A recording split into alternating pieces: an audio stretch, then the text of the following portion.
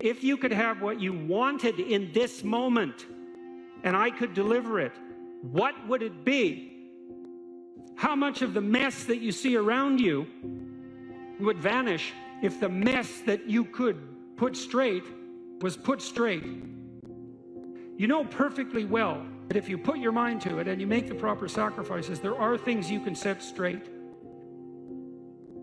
What advice do you have for a young man in his 20s? Make a plan. Look at what you're interested in. Get disciplined about something. Allow for the possibility that you have something important to contribute to the world, and that the world would be a lesser place without that contribution. Don't be afraid of taking on responsibility. It's where you find what sustains you in your life. You can take on too much responsibility. You have to be cautious in that regard, but that's a less common problem than not taking on enough. A lot of the things that people regard as traps are actually the means to their life. You have to understand that you're not your own servant, so to speak. You're someone that you have to negotiate with, and you're someone that you want to present the opportunity of having a good life to. And that's hard for people because they don't like themselves very much. You have to believe that your action has some redemptive possibility, because why would you do it otherwise? And you might say, well, I kind of believe that. It's like, well, that's not good enough. You know, you kind of got to throw yourself all into it. And what's the cost anyways? It's not like you're going to get out of this alive. So you're pretty much all in, whether you want to be or not. And maybe if you were voluntarily all in, things would be a lot better than they are.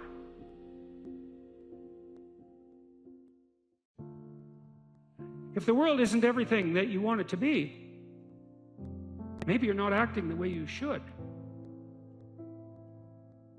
One of the things people do to buttress themselves against failure is to never let themselves really gain clarity about what they need and want.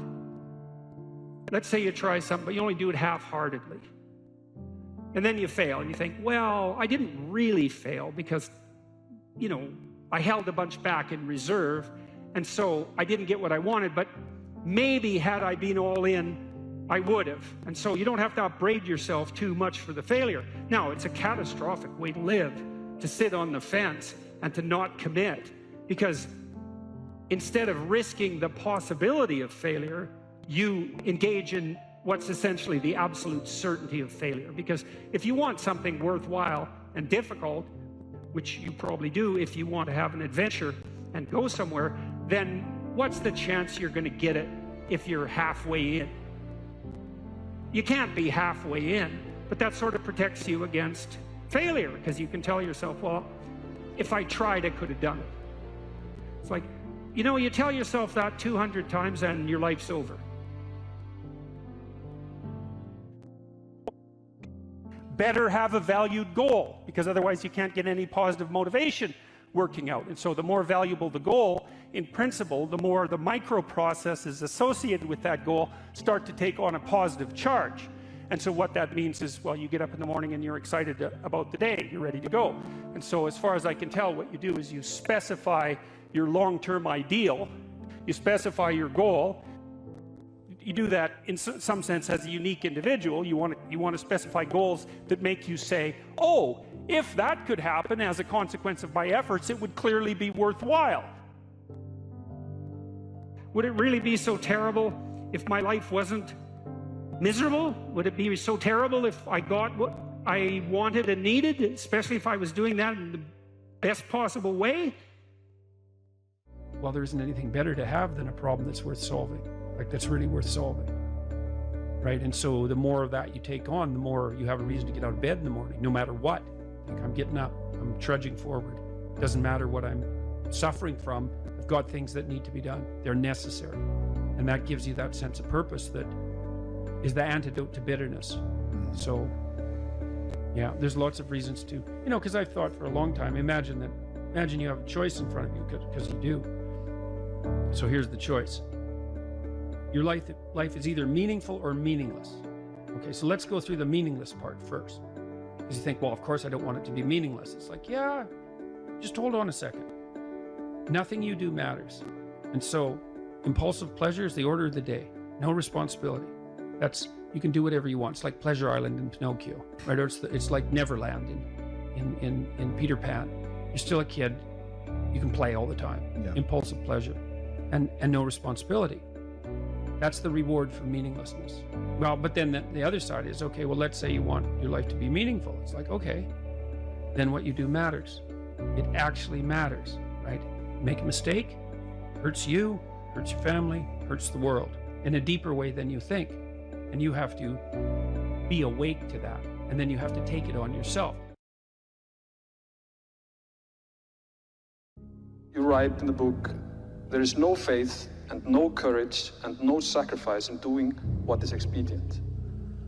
What do you say to those viewers that don't pursue their dreams and are locked in their careers because they are too afraid to take risks and pursue something meaningful? Well, the first thing I would say is, well, you should be afraid of taking risks and pursuing something meaningful. But you should be more afraid of staying where you are if it's making you miserable. You're paying a price by sitting there being miserable. You might say, well, the devil I know is better than the one I don't. It's like, don't be so sure of that. The clock is ticking. Yeah, and if you're miserable in your job now and you change nothing, in 5 years, you'll be much more miserable and you'll be a lot older. But isn't it a luxury to pursue what is meaningful? Our viewers have mortgages, they have children, Yeah. they have payments and loans. It's Well, a luxury to pursue because we lack the resources. Well, I don't remember now, I'm not talking about what makes you happy. It's a luxury to pursue what makes you happy. It's a moral obligation to pursue what you find meaningful. And that doesn't mean it's easy. It might require sacrifice. If you need to change your job too, let's say you have a family and children and a mortgage, you have responsibilities. You've already picked up those responsibilities. You don't just get to walk away scot-free and say, well, I don't like my job, I quit. That's no strategy. But what you might have to do is you think, well, this job is killing my soul. All right, so what do I have to do about that? Well, I have to look for another job. Well, no one wants to hire me. It's like, okay, maybe you need to educate yourself more. Maybe you need to update your curriculum vitae, your resume. Maybe you need to overcome your fear of being interviewed. Maybe you need to sharpen your social skills. Like, you have to think about these things strategically. If you're going to switch careers, you have to do it like an intelligent, responsible person. That might take you a couple of years of effort to do properly. We're built for struggle, us human beings. We're built to contend with the world. We're built to contend with reality. You want a challenge, and the best way that you can take on a challenge, because a challenge fortifies you. So you don't want to be secure, you want to be strong. And you get strong by taking on optimal challenges. And so you lay out your destiny in the world, and you take the slings and arrows of fate, and you make yourself stronger while you're doing so. And you might fail, and fortune might do you in, but it's your best bet. And, you know, people have extracted unbelievable successes out of catastrophic failures. And I'm not saying that in a naive way. I know perfectly well what happens to people. You know, you're doing fine in life and then you get cancer. And then 6 months later, you're dead. And all the heroism in the world isn't going to save you at that point. But that's not the point. That's not the point. Life is bounded by mortality. But that doesn't mean that you don't get out there and contend. And you develop by contending, and you minimize the net amount of suffering in the world. And that's something, man. That's something to do.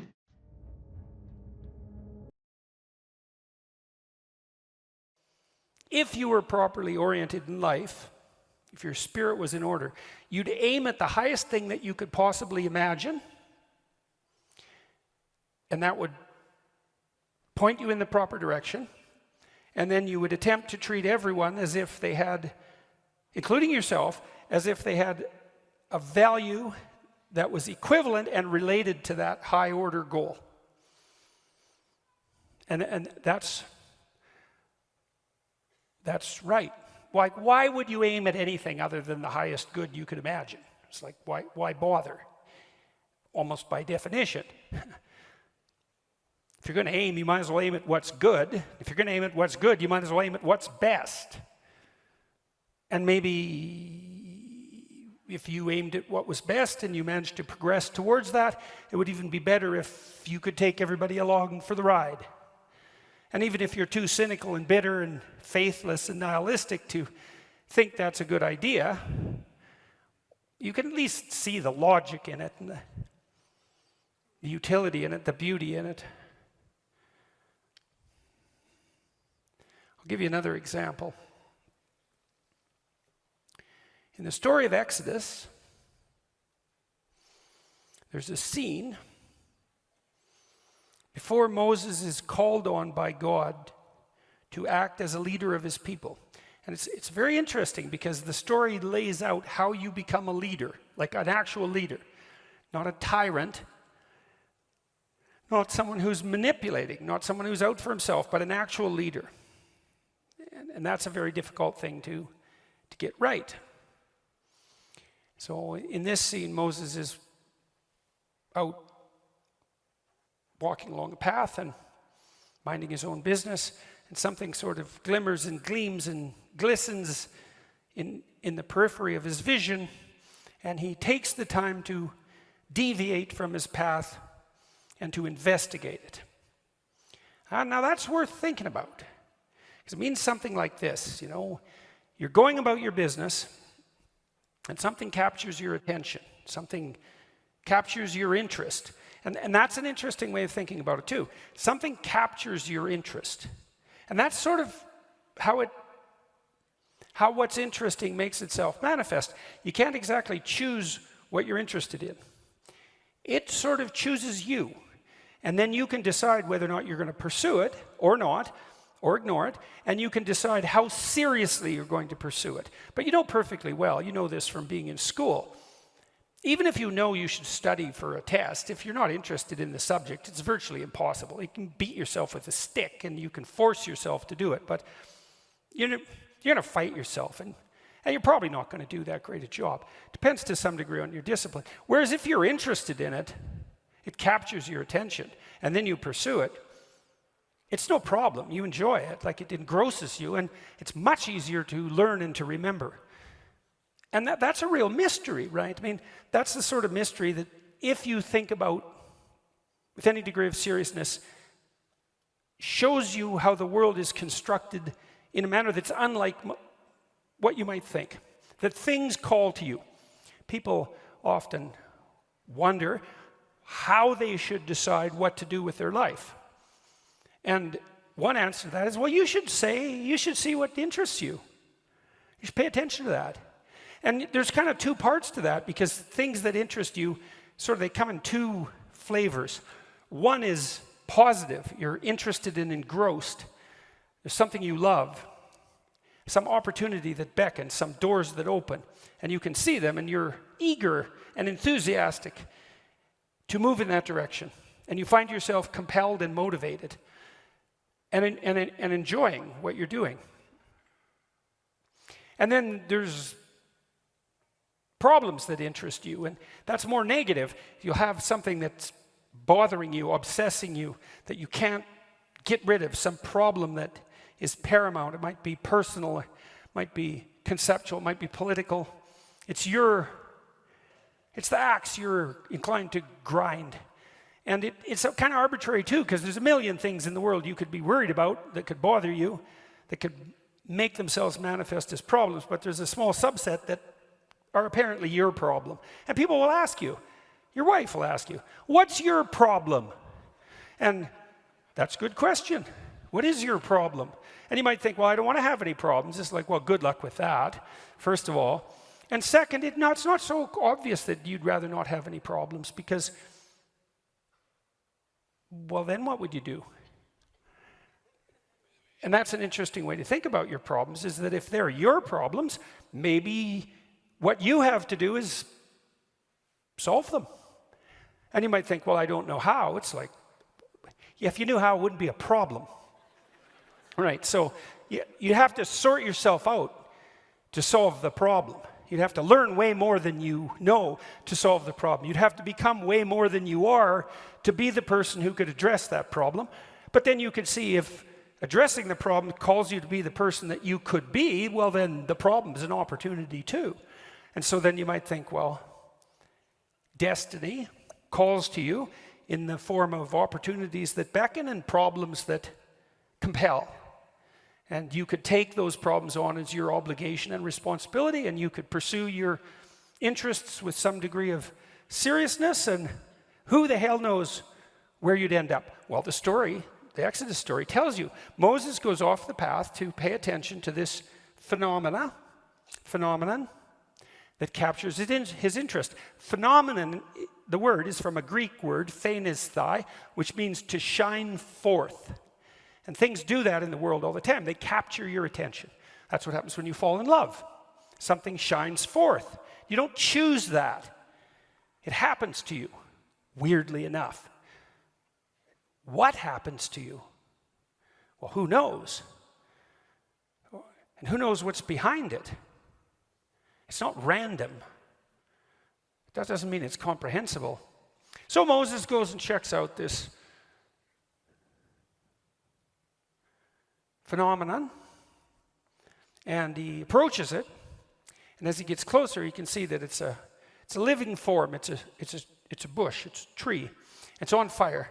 And that's a strange paradox, right? Because obviously a tree that's on fire would burn into ashes, and trees don't just stand there and burn. Although actually they do, because living things are on fire.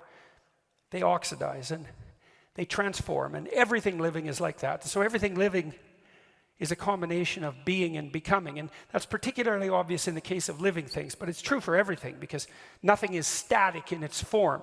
It is what it is, and it is what it's going to be at the same time. And the burning bush is being and transformation at the same time. And fire is something that's intrinsically attractive to human beings. Like, we're definitely the descendants of the first ape who couldn't keep his bloody hands off fire and then mastered it. And you can sit around a campfire and look at it forever. It's one of those things that grips your interest intrinsically. You never get bored by it.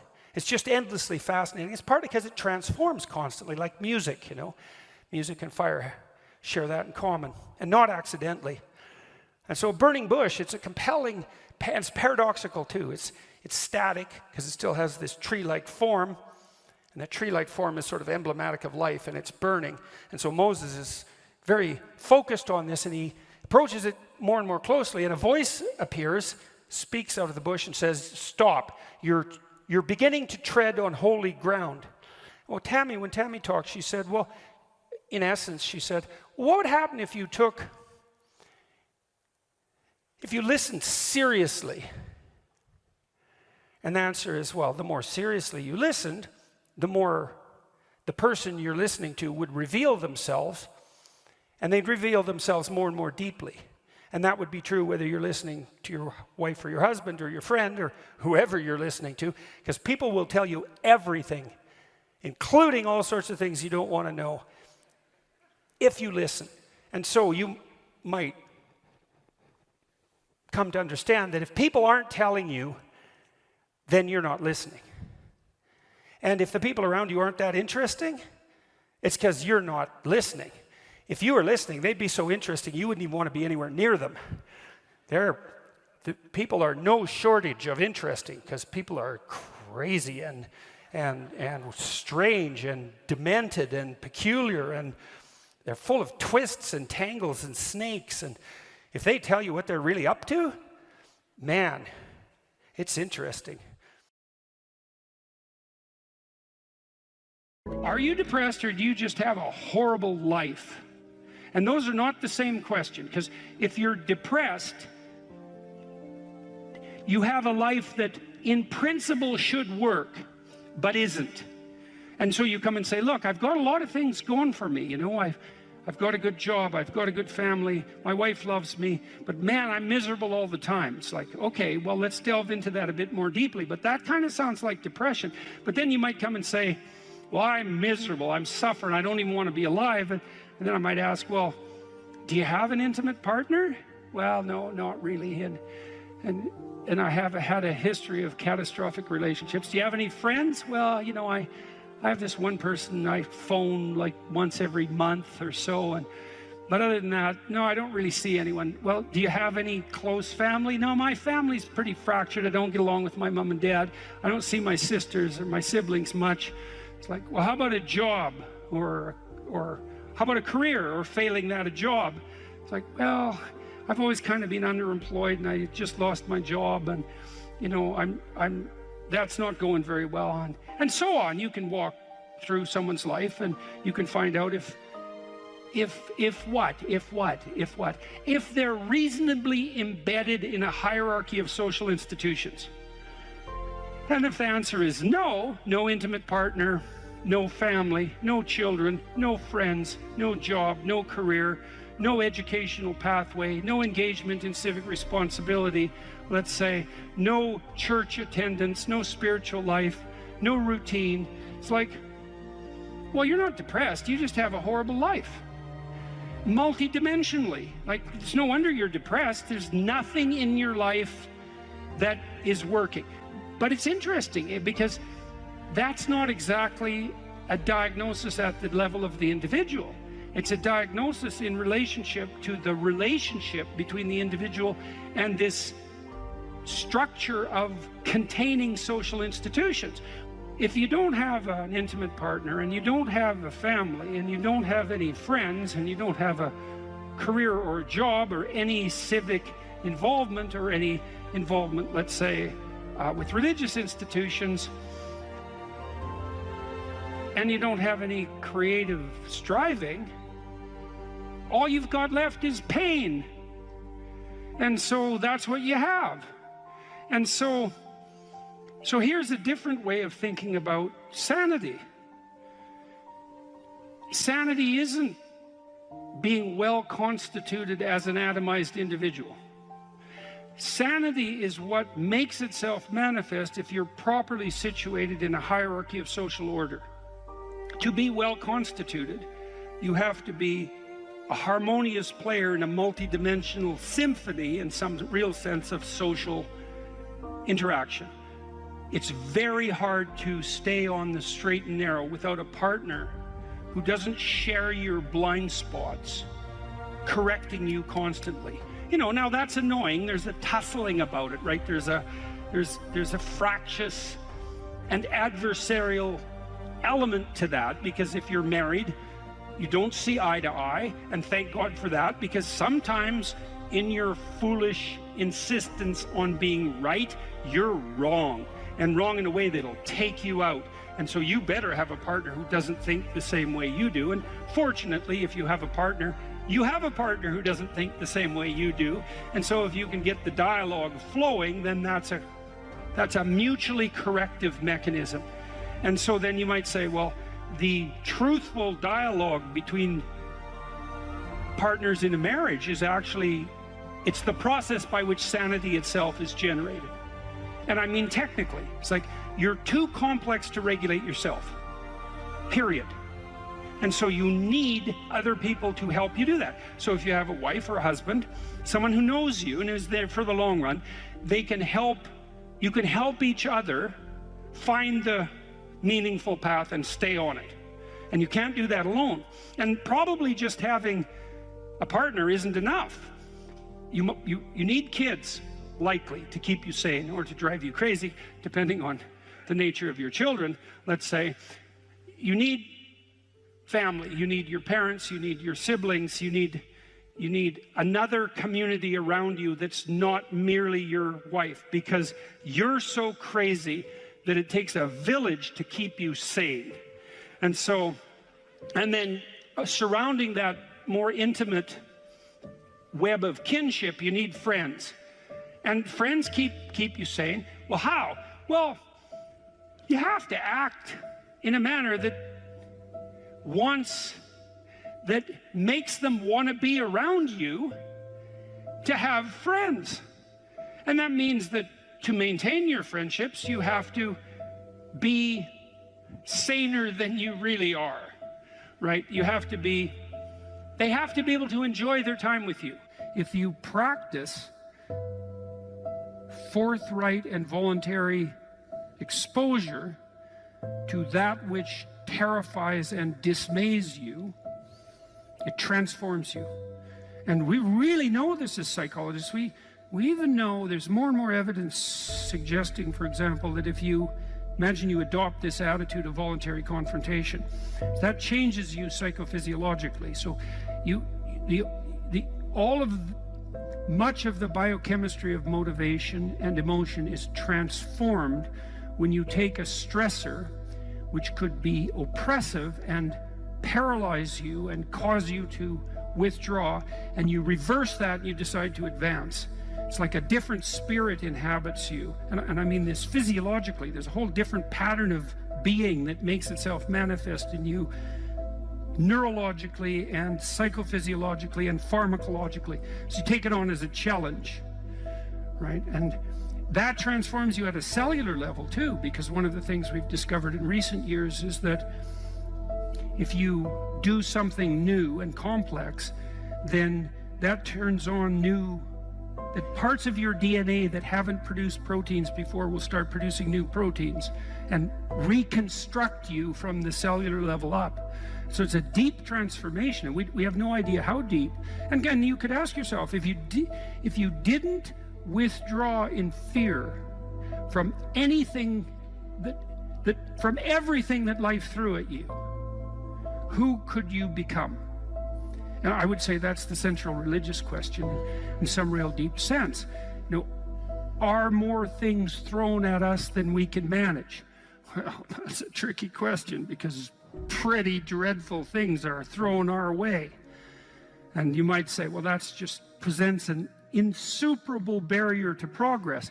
That's not very helpful, because you're alive, here you are, you got these problems to contend with, and if it's an impossible task, then how could you be anything but hopeless and desperate? But then you think, well, wait a second,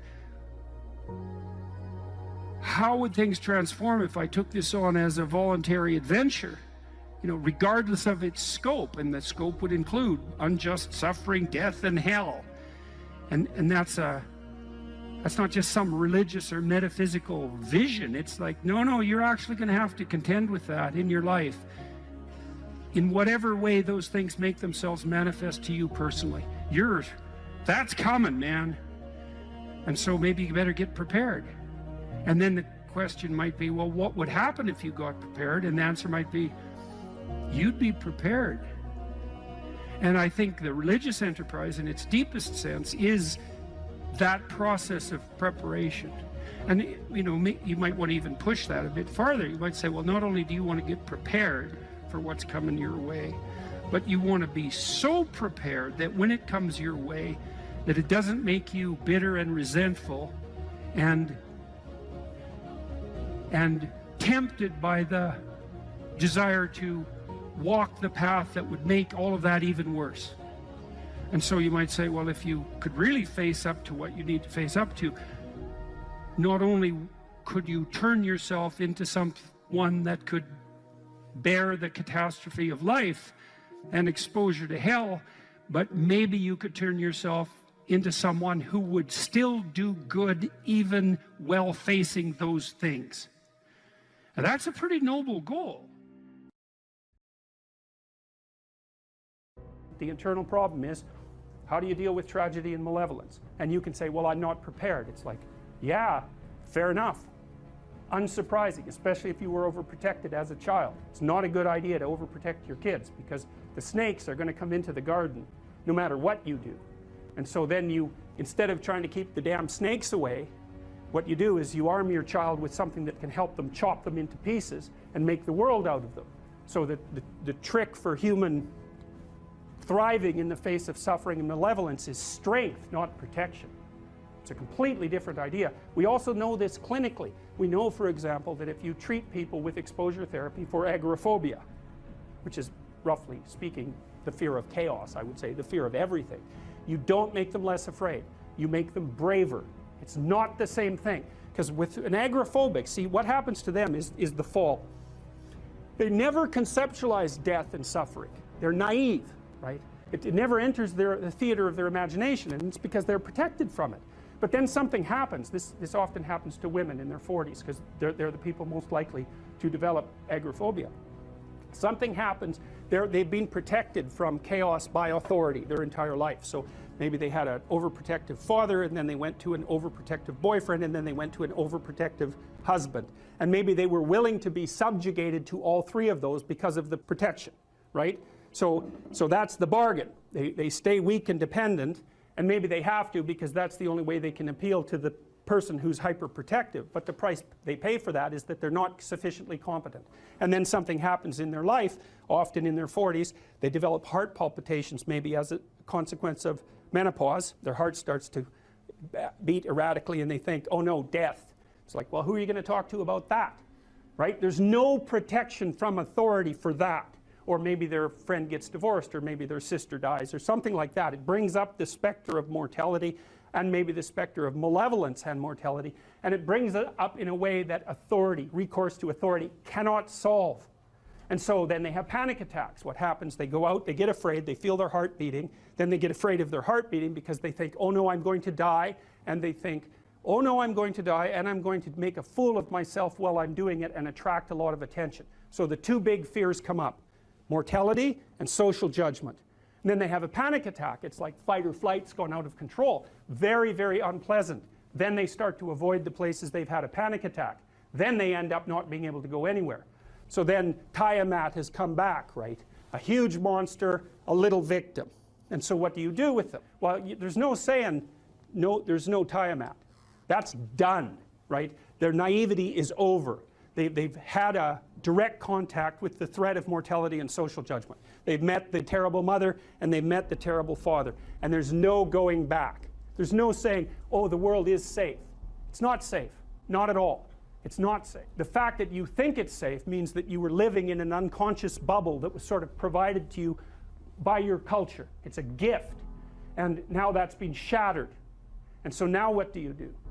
Well, the answer is you retreat until you're in your house and there's nowhere you can go. You're the ultimate frozen rabbit, right? And your life is hell because you can't function. The alternative is, let's take apart the things you're afraid of. Let's expose you to them, carefully and programmatically. And then you'll learn that you're actually tougher than you think. You never knew that. And maybe you didn't want to take on the responsibility because, people play a role in their own demise, so to speak. When you had opportunity to go out and explore or withdraw because you were afraid, you chose to withdraw because you were afraid. So it's not only that you were overprotected often, it's that you were willing to take advantage of the fact that you were overprotected and run back there whenever you had the opportunity. So maybe you're a kid in the playground, right, and you're having some trouble with other kids, and in the back of your mind, I should deal with this myself, but you go and tell your mom and get her to intervene. And you know that that's not right. You know that you're breaking the social contract, but it's easier, and so that's what you do. You run off to an authority figure and hide behind the Great Father, roughly speaking. Well, the problem with that is you don't learn how to do it yourself. So then you have to relearn it painfully when you're 40. So then you take people out, you say, well, what are you afraid of? Rank it from 1 to 10. So 10 is, make a list of 10 things you're afraid of. The thing you're least afraid of we'll call number 10. So we'll start with that. Okay, well, I'm afraid of elevators. Okay, well, let's look at a picture of an elevator. Let's have you imagine being in an elevator. Let's go out to an elevator and let you watch the terrible jaws of death open, because that's how you're responding to it symbolically, right? And you're going to do that at the closest proximity you can manage. You find out, you go do that, it works. You're nervous as hell, especially from an anticipatory perspective. Shaking. You go out, you stop, you watch it happen, and you actually calm down. You do that 10 times and it no longer bothers you. Well, what you've learned that you didn't die, but more importantly than that, you've learned that you could withstand the threat of death. That's what you've learned. And then you move a little closer, and then you move a little closer, and then you move a little closer, and finally you're back in what's no longer the elevator from a symbolic perspective. It's a tomb, right? It's a place of enclosure and isolation. And you learn, turns out I can withstand that. And then you're much more together, much more confident. And that's often one of the things that often happens in situations like that. I've seen this multiple times, is that if you run someone through an exposure training process like that and toughen them up, they'll often start standing up to people around them in a way they never did before, because they wouldn't stand up for themselves before because they weren't willing to undermine the protection. See, if you're protecting me, I can't bother you because I can't afford to forsake your protection. So if I'm going to play that game, I'm going to hide behind you, then I can't challenge you. So that's no good, because that's sometimes why people, you see this with guys very frequently, they're still deathly afraid of their father's judgment when they're in their 30s or 40s. It's like, well, why? No, because they still want to believe that there's someone out there that knows. And so they're willing to accept the subjugation because it doesn't force them to challenge the idea that there's someone out there that knows. Because that's the advantage of having your father as a judge, right? Because he knows. Well, what if he doesn't? What if no one knows any better than you? Well, that's a rough thing. You don't, until you realize that, you're not an adult, right? That's really technically the point of realization of adulthood, is that no one actually knows what you should do more than you do. I mean, it's a horrible realization, because what the hell do you know? It's a terrible realization, and people will often pick slavery, permanent slavery, to the spirit of the Great Father, let's say, over that realization, and it's completely understandable. But the problem with it is that there's more to you than you think, and so if you continue to hide behind that figure, then you never have a chance to understand that there's more to you than you think, far more to you than you think. Maybe there's enough to you so that you can actually withstand the threat of mortality without collapsing. Maybe even withstand the threat of malevolence without collapsing. Who knows? It's certainly possible. And it's not an abstract question. It's exactly the sort of question that you address in the psychotherapeutic process. It's always the question that you address. And the answer is often in the affirmative, because people can get unbelievably tough. And you know that because people work in emergency wards in hospitals, right? Or they work in palliative care wards, or they work as mortuary assistants. I mean, these people have bloody rough jobs, you know, or they're on the front line of police investigation into, you know, heinous child abuse crimes, and so they're confronting malevolence on a regular basis. And, you know, those are very stressful jobs, but people do them. And some people do them without even being damaged by them, although that's a harder thing, because you can see horrible things, you know, things you'll never forget.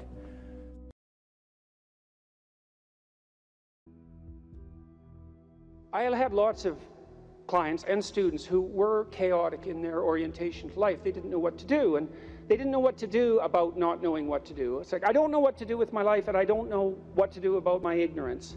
And my reaction to that, in some sense, wasn't exactly the reaction of a clinician, because not a typical clinician, because typical clinicians are liberal Protestant in their fundamental orientation, and they tend to think of psychological development as something like self-actualization, right? It's really a self-development process. But that wasn't my observation, partly influenced by the developmental psychologist Jean Piaget.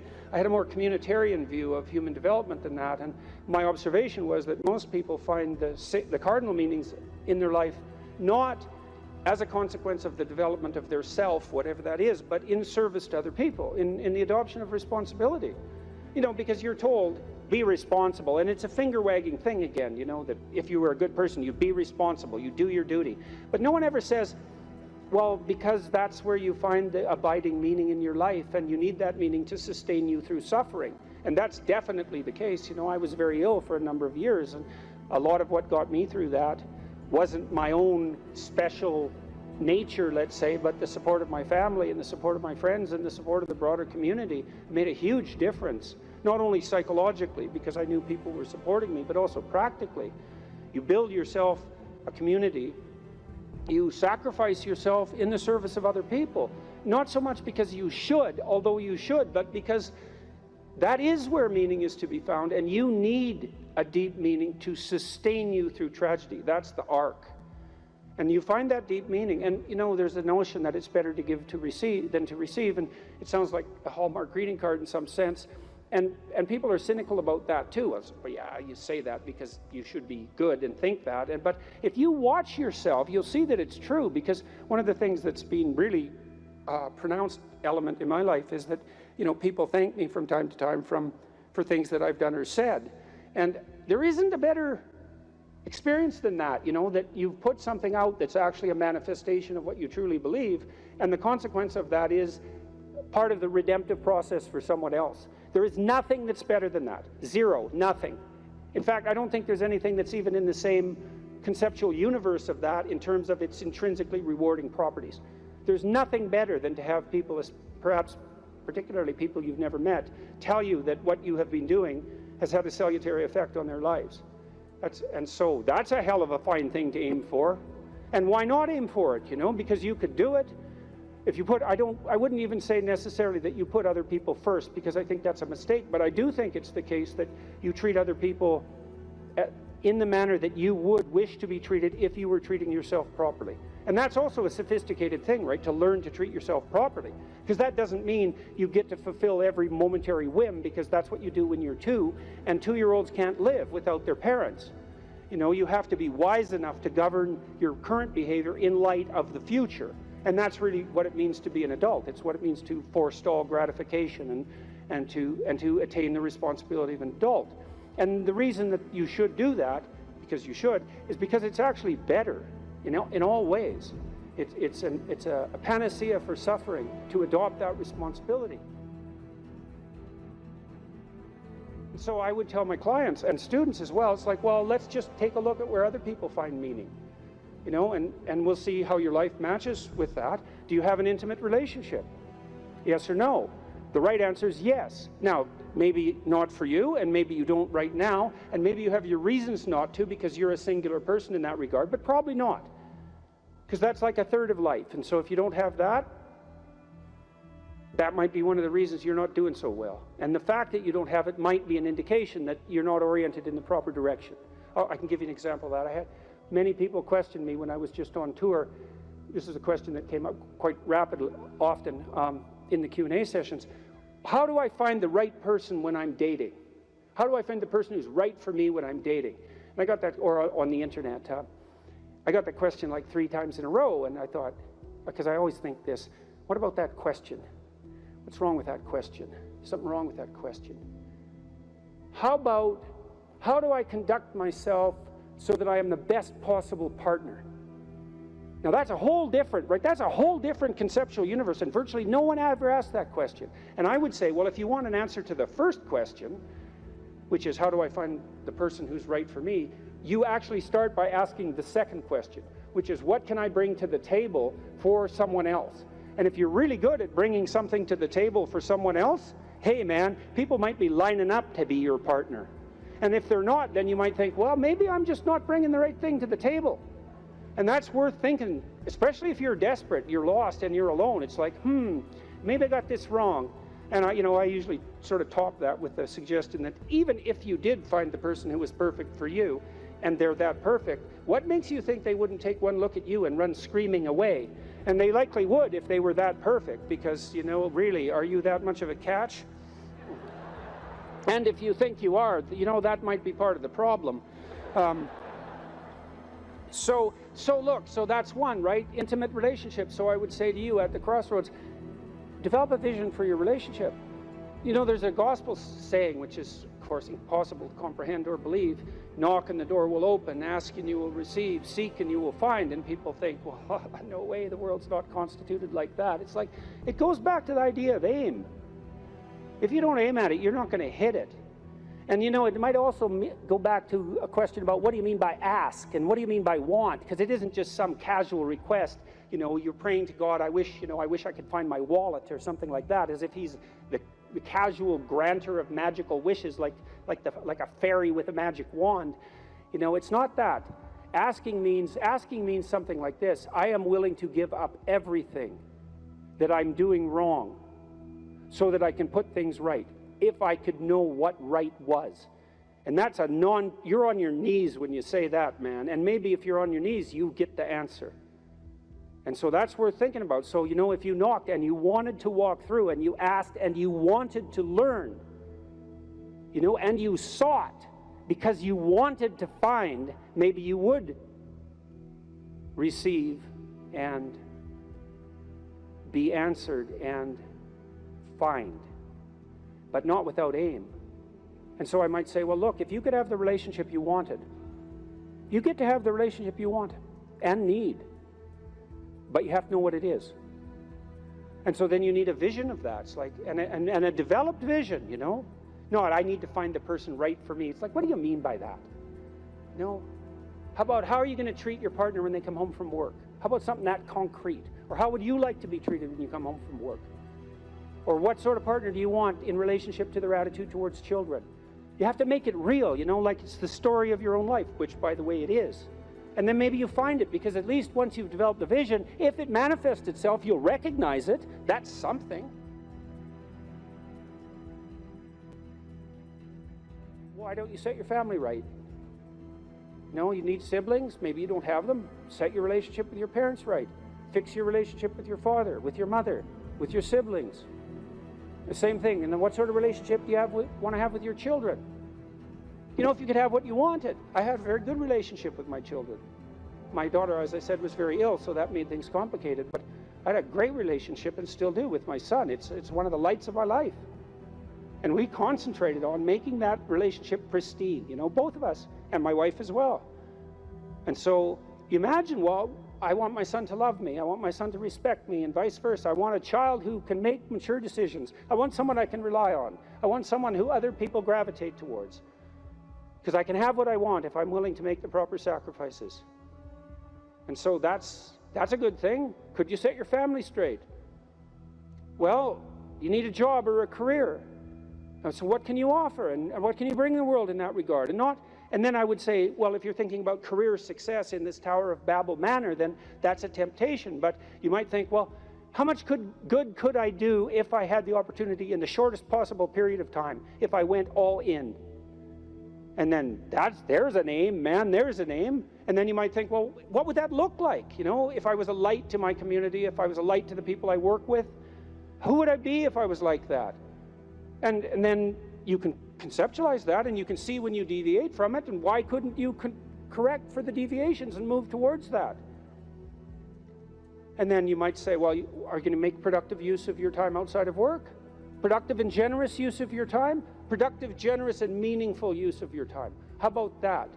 You're going to control your susceptibility to temptation, regulate your alcohol and drug use, because alcoholism takes out lots of people. Regulate your sexual temptation. You can control yourself for some reason that's worth controlling yourself for. You know, because there's something to being sybaritic. There's at least the momentary pleasure. It's not nothing. And you're not going to sacrifice that, if you have any sense, unless you sacrifice it to something clearly better.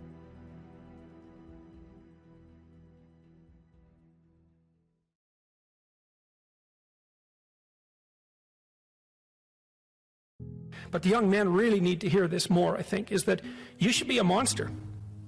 You know, because everyone says, well, you should be harmless, virtuous. You shouldn't do anyone any harm. You should sheath your competitive instinct. You shouldn't try to win. You know, you don't want to be too aggressive. You don't want to be too assertive. You want to take a back seat and all of that. It's like, no. Wrong. You should be a monster, an absolute monster, and then you should learn how to control it. If you're harmless, you're not virtuous. You're just harmless. You're like a rabbit. A rabbit isn't virtuous. It just can't do anything except get eaten. It's not virtuous. If you're a monster and you don't act monstrously, then you're virtuous. But you also have to be a monster. Well, you see this all the time. Harry Potter's like that too. It's like he's flawed, he's hurt, he's got evil in him. He can talk to snakes, man. He breaks rules all the time. All the time. He's not obedient at all. But, you know, he has a good reason for breaking the rules. And if he couldn't break the rules, him and his little clique of rule-breaking, you know, troublemakers, if they didn't break the rules, they wouldn't attain the highest goal. So it's very peculiar, but it's a very, very, very, very common mythological notion. You know, the hero has to be a monster, but a controlled monster. Batman is like that, you know. I mean, it's everywhere. It's the story you always hear.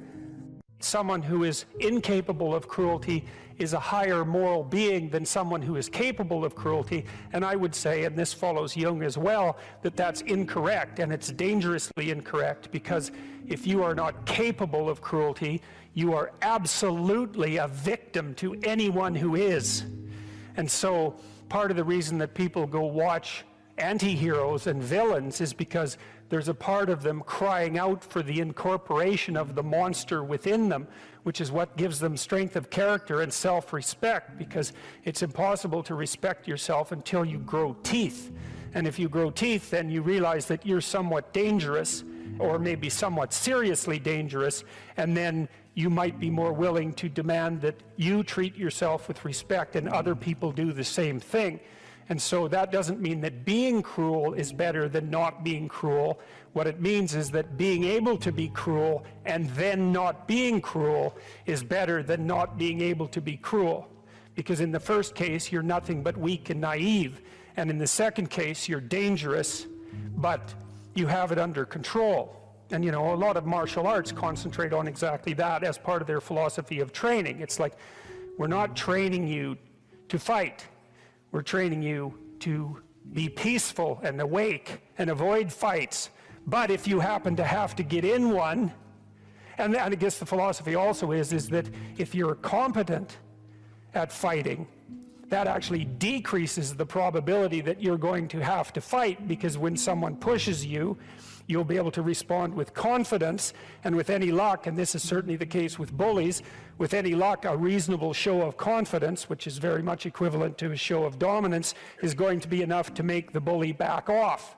And so the strength that you develop in your monstrousness is actually the best guarantee of peace. And that's partly why Jung believed that it was necessary for people to integrate their shadow. And he said that was a terrible thing for people to attempt, because the human shadow, which is all those things about yourself that you don't want to realize, reaches all the way to hell. And what he meant by that was, it's through an analysis of your own shadow that you can come to understand why other people are capable, and you as well, of the sorts of terrible atrocities that characterized, let's say, the 20th century. And without that understanding, there's no possibility of bringing it under control. When you study Nazi Germany, for example, or you study the Soviet Union, particularly under Stalin, and you're asking yourself, well, what are these perpetrators like? Forget about the victims, let's talk about the perpetrators. The answer is, they're just like you.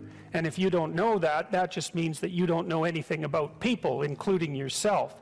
And then it also means that you have to discover why they're just like you. And believe me, that's no picnic. So that's enough to traumatize people, and that's partly why they don't do it. And it's also partly why the path to enlightenment and wisdom is seldom trod upon, because if it was all a matter of following your bliss and doing what made you happy, then everyone in the world would be a paragon of wisdom. But it's not that at all. It's a matter of facing the thing you least want to face. If you're going to be a fighter, you have to want to win.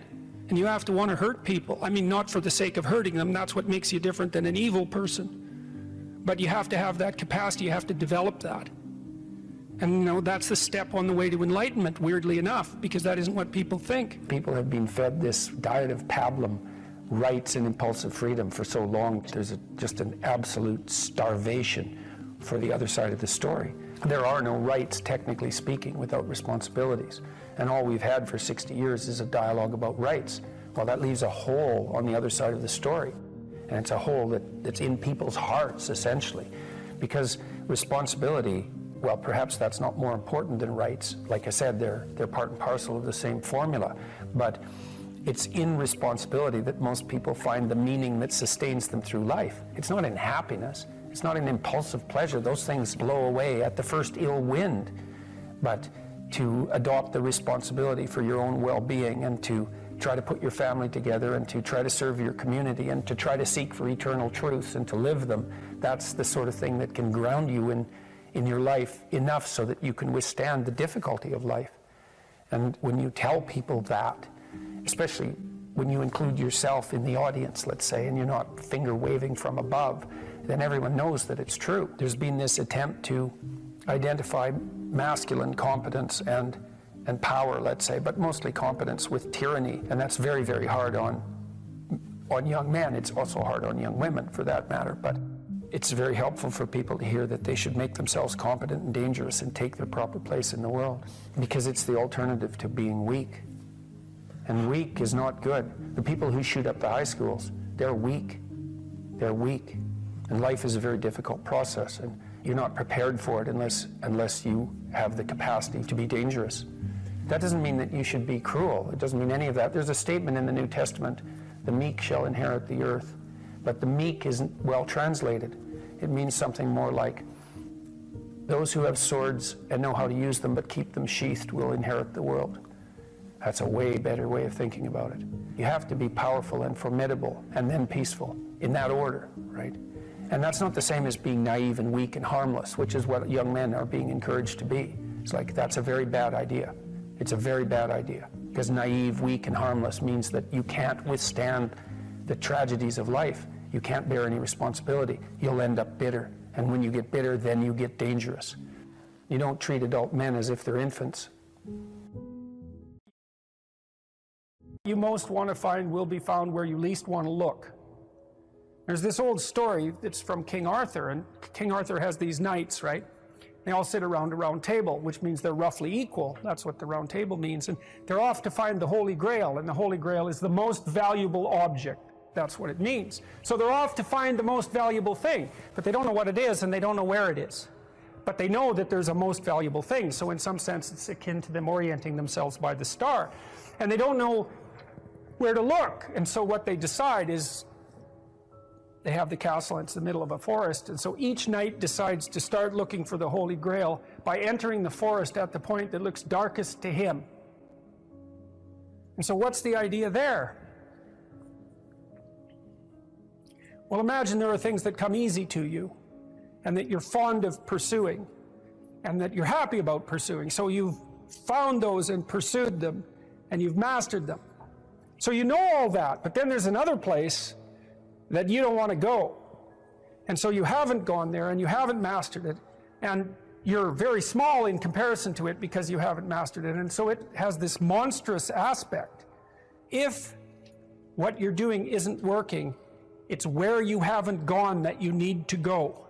And so I can give you another example of this. So let's say you're an agreeable person, and so you don't like conflict, and you won't stand up for yourself, and you regard anger and the proclivity to provoke and to engage in conflict as something that's positively terrible. It's not only that you're not good at it, it's actually that it's wrong. So that's where you have to go if you're going to learn how to stand up for yourself. And imagine that you're afraid. Maybe you have something like agoraphobia. And so there's a whole bunch of things that you're afraid of, and you don't want to go there. But if you want to put yourself together, then that's exactly where you have to go. And so it's frequently the case that what you want to find is to be found where you least want to find it. And that idea is echoed in the prominent stories of dragons and gold. It's exactly the same idea. The dragon is this terrible thing. It's this terrible predatory thing that lives forever and is very, very wise. And it lives underground, and it'll kill you. It'll burn you up in a second. But it hoards gold.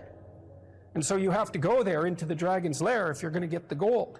And that's a representation of people's paradoxical relationship with reality. It's like you have to go out there and confront it in order to incorporate what it has to offer to you. But the probability that that's going to be intensely dangerous and push you right to the limit, first of all, those are actually the same thing. If it didn't push you to the limit, you wouldn't gain anything valuable from it. So you don't get one without the other. You don't get the gold without the dragon. That's a very strange, very, very strange idea. But it seems to be accurate. So all of that's lurking underneath this, in this imagery of the whale. Now, the whale, you can think of the story of Jonah.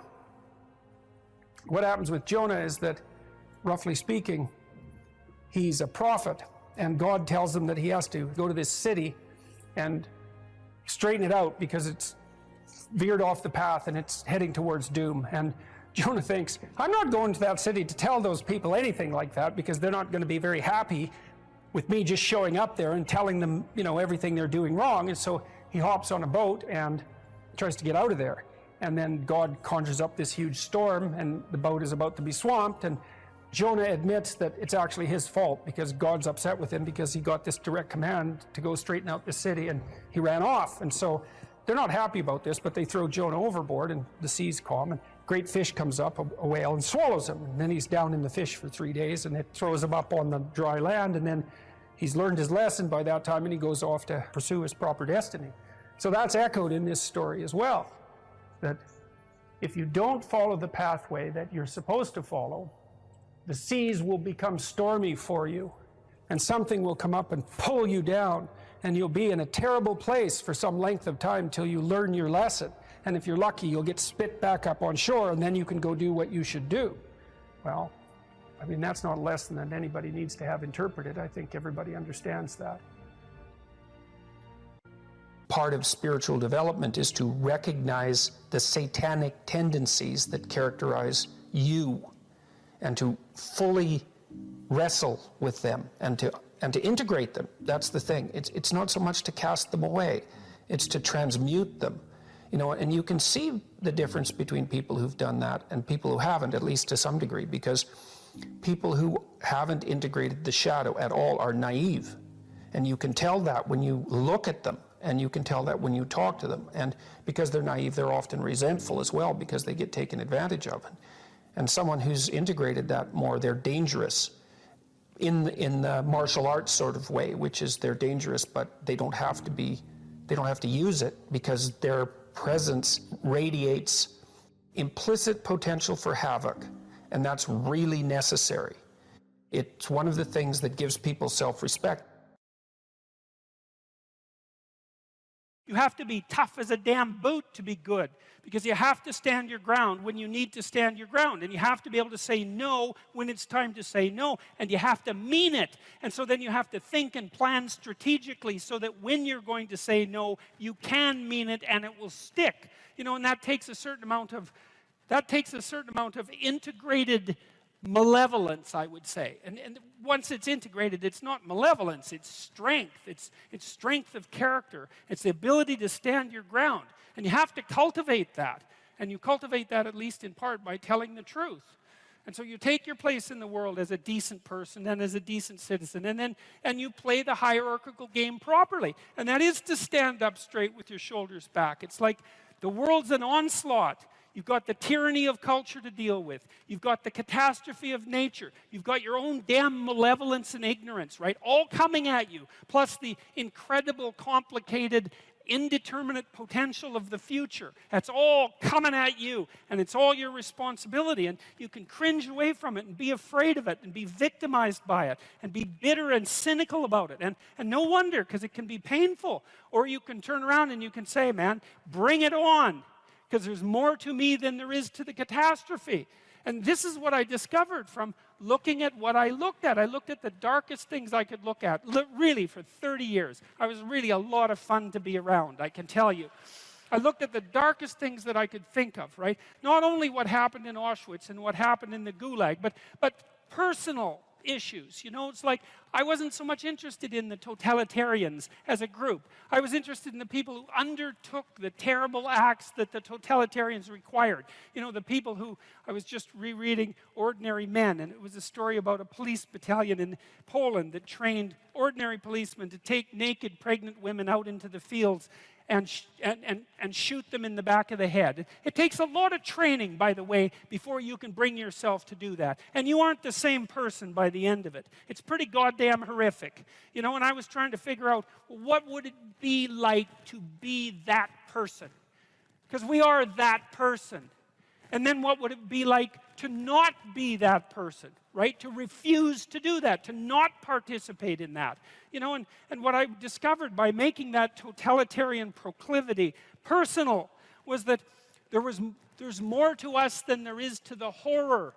As nature is bent on our destruction, bad as culture is, tyrannical and bloody back as far as you can look, as malevolent as you are in the darkest part of your heart, and that's plenty malevolent.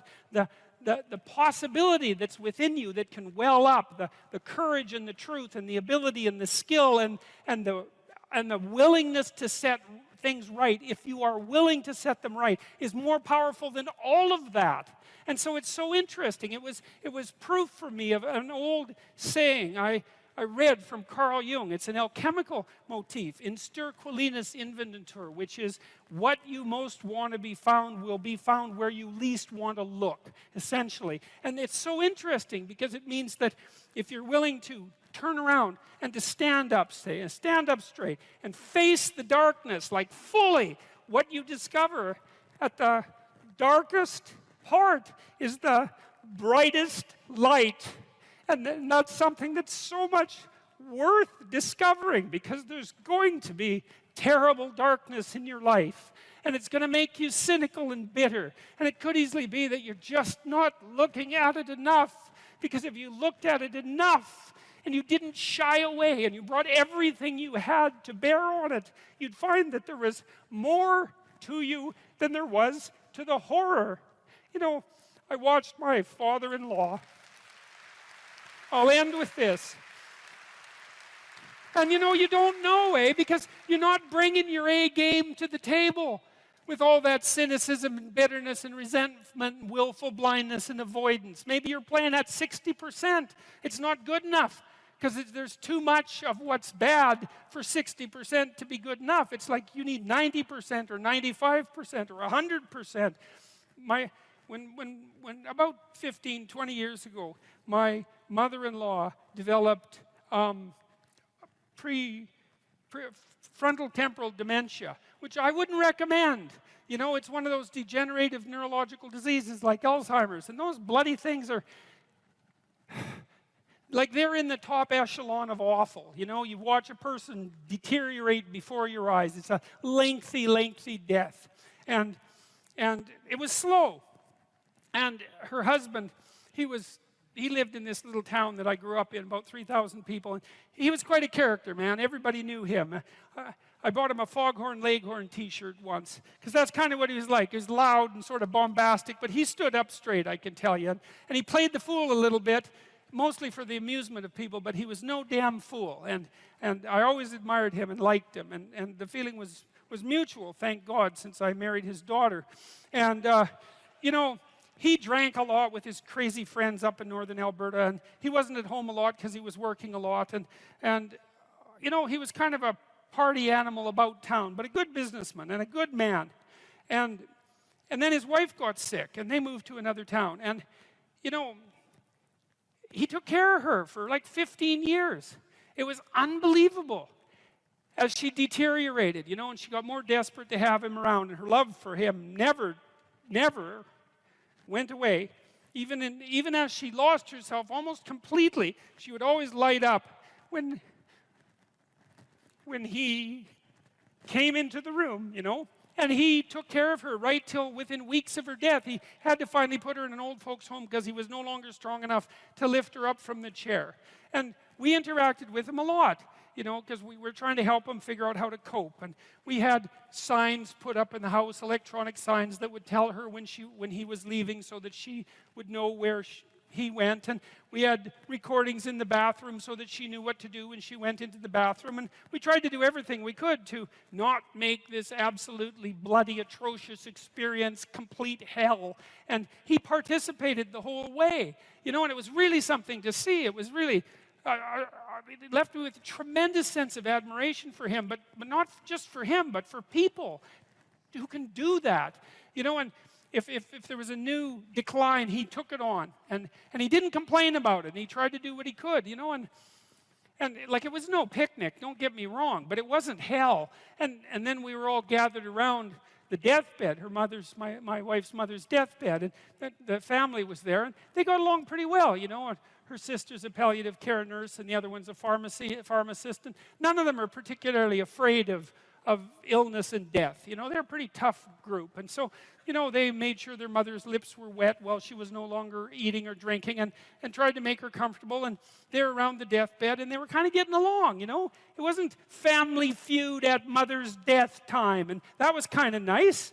And she died, and that was that. But it wasn't just that, because the fact that the family had coped with it well and nobly and honorably, I would say, brought them together. They were closer afterwards than they were before. And they all had more respect for their father. And then in the old folks' home, he met another woman who had a husband there who had Alzheimer's. And they got to know each other, you know. And he died after a while, and she died after a while. And then a few months later, they started going out. And then eventually they had a relationship, and now they live together. And so he gained something. Like, it wasn't that he replaced what he lost, you know what I mean? Because he still has pictures of his wife up in his house, and she was the love of his life, and that's not going away. But, you know, his family respected him more, and everybody pulled together more, and it wasn't hell at the deathbed, it was just tragedy, and the family pulled together more. And that was a good example of how you can extract at least a certain amount of light out of what's dark, even at a personal level. And it's worth asking yourself. It's like, drop what you're doing that's foolish, that you know is foolish, and pick an aim that's worthwhile, to make things better for yourself, like you're worth taking care of, like you're worth something, and to surround yourself with people who believe the same and who are rejoicing in your accomplishments and unhappy when you fail, right? And you're comparing yourself to your accomplishments of yesterday and not to someone else's today, so that you're not jealous and bitter. And you put your own house in order so that you're not cursing the world when some of its disarray might be your fault. And you're trying to pursue something meaningful, and you're doing your best to tell the truth and all of that. And then you see what happens. Who the hell are you? You think you're a miracle of some bloody bizarre sort. We've been around for 3.5 billion years. Every single one of your relatives propagated successfully. And here you are, against all possible odds, in this world of hell in some sense, and bitterness and tyranny and malevolence. And yet, God only knows what's inside you, this capacity for consciousness, the capacity to confront potential and to turn it into something good. That's us, man. That's the Western story. That's the individual as the cornerstone of the state. That's our responsibility, and it really is who we are. Well, one of the things that I think can be really useful, and this is also a skill that will serve you well for the rest of your life, is to start using a schedule, like a Gmail calendar, and schedule in studying time, for example. Now, so I've got some thoughts about using a schedule. People often don't like schedules because it's like developing your own tyrant. It's, okay, well, here's a whole bunch of things I have to do tomorrow. That's my schedule, and I better stick with it, or I'm a bad person, I'm a failure. And that's not the right way to go about it, the scheduling. What you want to do with the schedule is design the day that you would like to have. Now, some of that's going to involve responsibilities that you have to live up to, or your life will get worse, right? So, but I would say, if you're trying to start learning how to manage your school stress, is like, schedule in 10 minutes of homework. Maybe before you go to school in the morning, if you can get up. You probably can't, because teenagers have a hard time getting up in the morning. But start with 10 minutes. See if you can train yourself to sit down for 10 minutes after dinner, some regular time, and do 10 minutes of homework. And that's it. Put that in there as a goal. And then maybe if you've done your 10 minutes of homework, you can schedule in, 15 minutes of playing a video game if you want, some sort of reward. But start figuring out how to organize your day so that you get to do the things that you want to do, and you do some of the things that you have to do in a manner that you think you could actually do, in a manner that would be sustainable across time. And that, like, the part of your brain that makes you anxious is really unhappy if you don't have a plan. And so one of the fastest ways to start to deal with too much negative emotion, too much stress-related negative emotion, is to make a plan and to make it concrete. And so I would say, and a schedule is an unbelievably useful way of doing that. And you think, in your mind, why am I filling out this calendar for the week? And so I know what I'm doing so that I'm not anxious, so that I'm doing things I want to do so I have something to look forward to, and so that I'm doing things that I have to do so that my life doesn't go spiral downhill and make me more miserable and resentful and bitter. And so you can start to use a schedule as your friend, and that'll take a year of practice to get good at. So if it doesn't work well in the first week, don't give up. Just keep doing it until you get yourself disciplined and are able to stick more and more to your plans. And that will help you so much in your life, you just can't believe it. So what you want to do is chop up that overwhelming infinity into a set of manageable tasks. Mm-hmm. And you want to think, some of those tasks might be like, maybe you could put some order into your room. Or maybe you could make your room a little bit more beautiful. Or maybe you could think of one thing around the house that you could do that would actually be helpful. And you're doing that to improve your life. That's the point. You're not doing it because someone's shaking a stick at you and telling you that this is what you have to do if you're going to be a good person. That's not the point. And you also, with your schedule, you think, I'm going to design this schedule for someone I like. And that person that I'm designing the schedule for that I like is going to be me. And so it isn't the schedule of a slave master to a slave. It's a negotiated schedule that you arrange with yourself so that you can have a decent life. But it's a very powerful tool to have a calendar at your disposal. And if you can learn to use that young, just put a few things in it. Put in your classes, put in a few assignments, put in some things that you might want to do.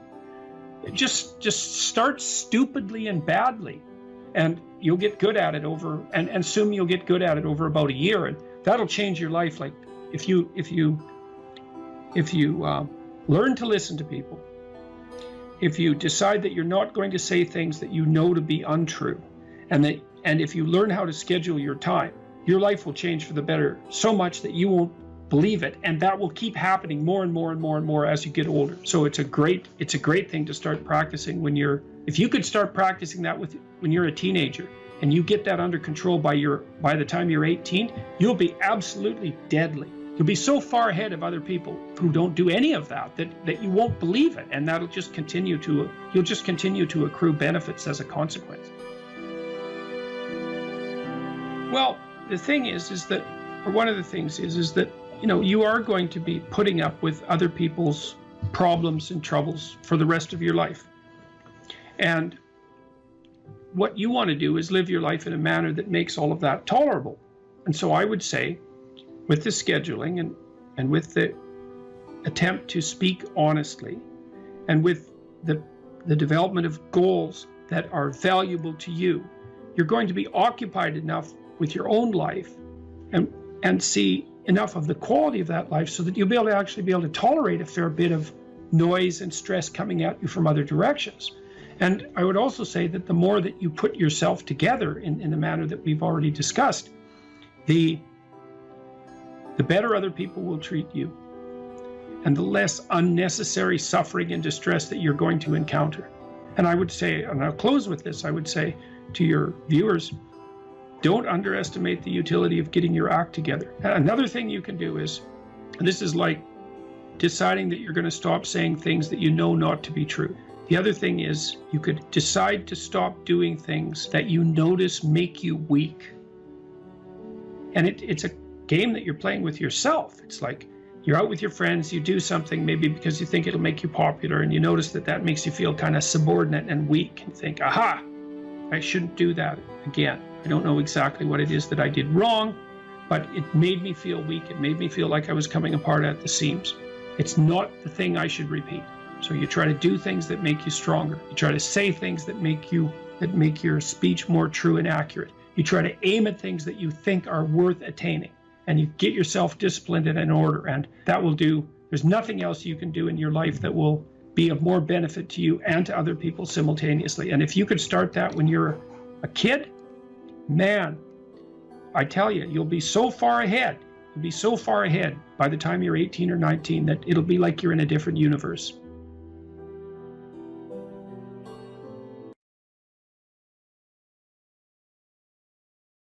I had an interesting experience the other day. I went to the keg. I go there because I have food allergies, and they're very careful with people who have food allergies. And the waiter took me to the table, and he said that he had been watching my lectures, and that's a very common experience. And he was happy about that, and he said that he'd had 2 promotions at the keg in the last 4 months because he'd been watching my lectures. And I really found that an affecting experience, because, you might say, well, he's working as a waiter at the keg, and there's nothing particularly heroic about that. And I disagree with that, actually, because I don't care where you're located, you can do a hell of a job, and I mean that literally.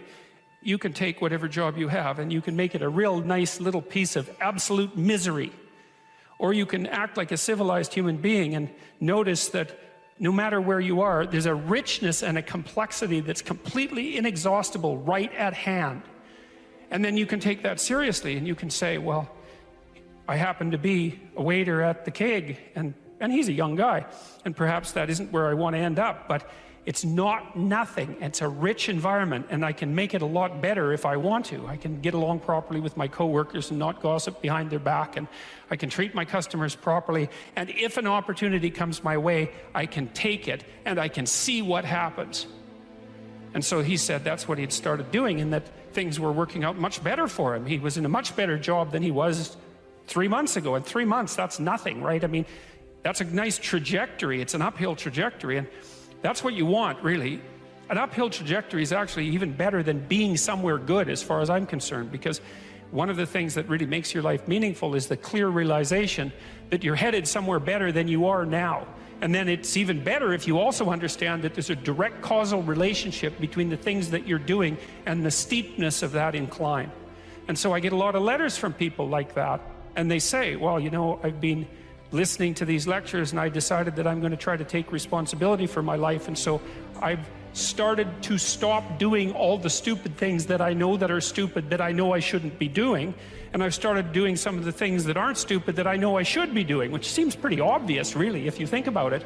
But obvious though it may be, that isn't necessarily what people do. And then they write and say, you can't believe what difference that makes. And they're thrilled about it. And so I'm thrilled about it when I get letters like that, because I really don't experience anything as better than a letter like that or a message like that, because it's so good to see things that aren't so good replaced by something better.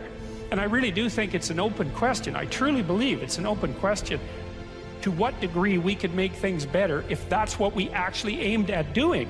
Well, there's two modes of being in the world, right? There's one where you adopt the responsibility for living properly, for being properly, and you make the sacrifices necessary for doing that, and then everything will flourish properly.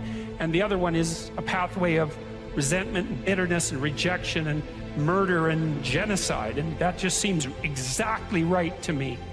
And so if the positive path beckons, if you can actually see what it is, if you can lower yourself enough to see what it is.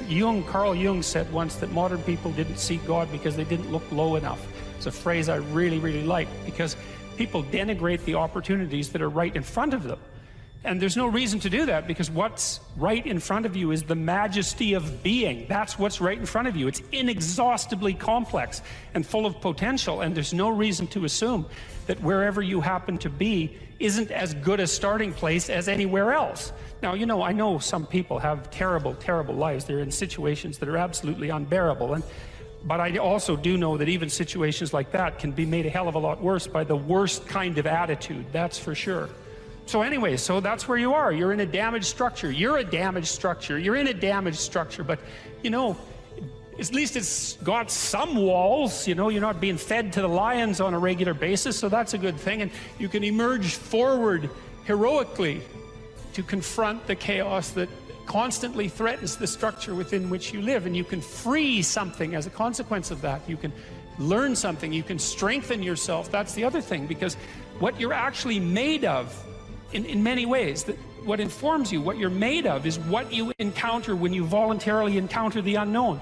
And so the more you voluntarily encounter the unknown, the more you get made of, and the more you get made of, the more there is to you, and then the more you're good at encountering the unknown and restructuring order and calling forth proper order out of the potential of being. And God, you got to think, why wouldn't you do that, since you can do that? And it's an endless mystery. You know, I think part of it is that people don't aspire to the highest good because they're deeply ashamed of themselves and their weaknesses and their insufficiencies. And that's not the only reason. I mean, there's the desire to avoid responsibility, and there's all the negative motivations as well, like resentment and hatred and the desire to make things worse. I don't want to, you know, give us too much of a break, but it's something like that.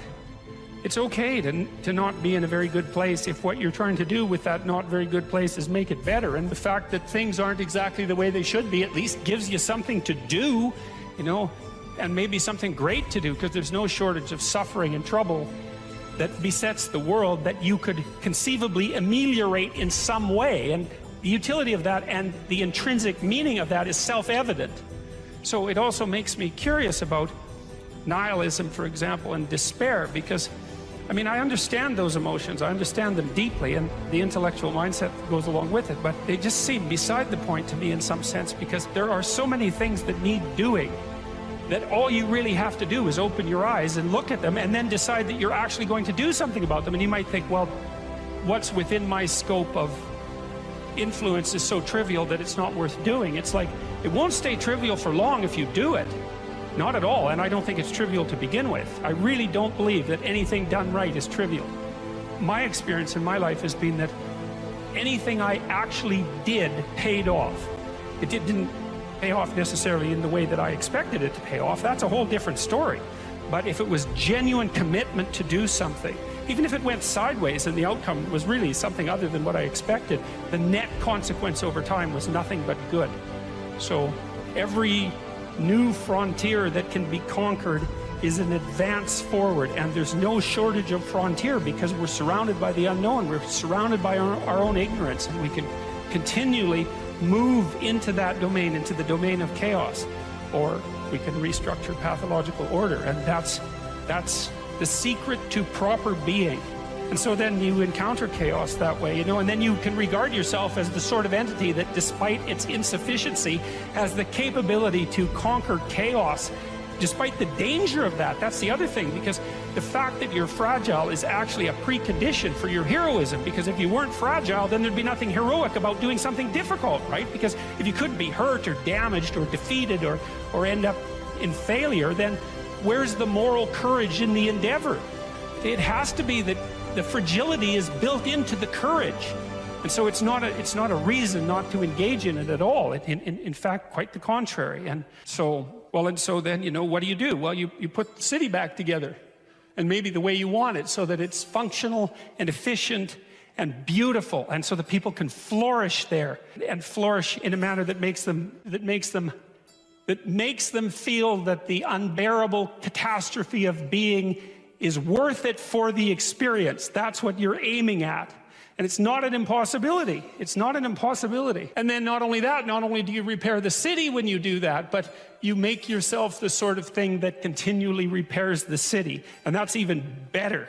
That's the end goal, because it's not the repair of the city that's the goal. It's the transformation of yourself into the thing that continually repairs the city. And so there's just no reason for that not to happen. And the more it can happen, the better.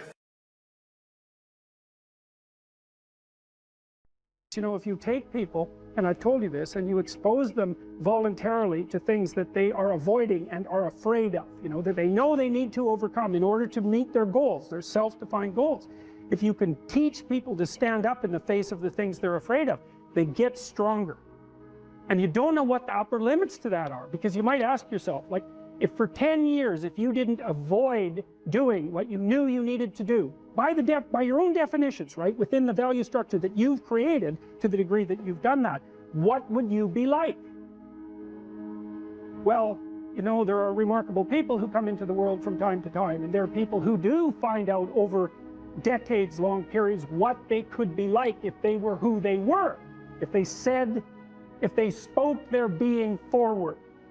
And they get stronger and stronger and stronger, and we don't know the limits to that. We do not know the limits to that. And so you could say, well, in part, perhaps the reason that you're suffering unbearably can be left at your feet, because you're not everything you could be, and you know it. And of course, that's a terrible thing to admit, and it's a terrible thing to consider, but there's real promise in it, right? Because it means that perhaps there's another way that you could look at the world, and another way that you could act in the world, so what it would reflect back to you would be much better than what it reflects back to you now.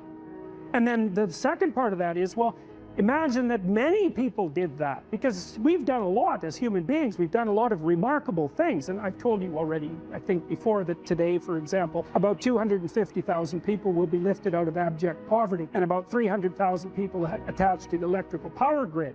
We're lifting people out of poverty collectively at a faster rate that's ever occurred in the history of humankind by a huge margin. And that's been going on unbelievably quickly since the year 2000. The UN had planned to have poverty between 2000 and 2015, and it was accomplished by 2013. So there's inequality developing in many places, and you hear lots of political agitation about that. But overall, the tide is lifting everyone up, and that's a great thing. We have no idea how fast we can multiply that if people got their act together and really aimed at it. Because, you know, my experience is with people that we're probably running at about 51% of our capacity. I mean, you can think about this yourself. I often ask undergraduates how many hours a day you waste, or how many hours a week you waste. And the classic answer is something like 4 to 6 hours a day. You know, inefficient studying, watching things on YouTube that not only do you not want to watch, that you don't even care about, that make you feel horrible about watching after you're done. That's probably 4 hours right there. You know, you think, well, that's 25 hours a week, it's 100 hours a month, that's 2.5 full work weeks, it's half a year of work weeks per year. And if your time is worth $20 an hour, which is a radical underestimate, it's probably more like 50 if you think about it in terms of deferred wages. If you're wasting 20 hours a week, you're wasting $50,000 a year. And you are doing that right now. And it's because you're young, wasting $50,000 a year is a way bigger catastrophe than it would be for me to waste it, because I'm not going to last nearly as long. And so if your life isn't everything it could be, you could ask yourself, well, what would happen if you just stopped wasting the opportunities that are in front of you? You'd be, who knows how much more efficient? 10 times more efficient, 20 times more efficient. That's the Pareto distribution. You have no idea how efficient people get. It's it's off the charts.